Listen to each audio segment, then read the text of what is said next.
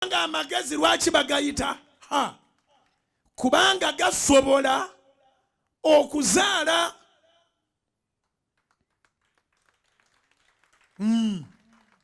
amagezi galina nabbaana.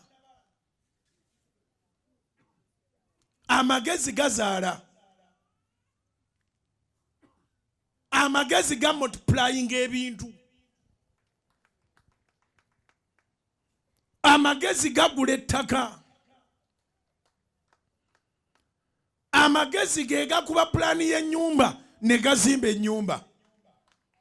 Amagezi gasevinga. Amagezi gakutegula ne gakujja awali akabi.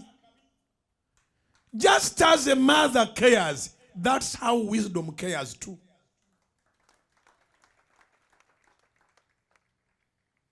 You cannot compare anything with wisdom according to the word of God.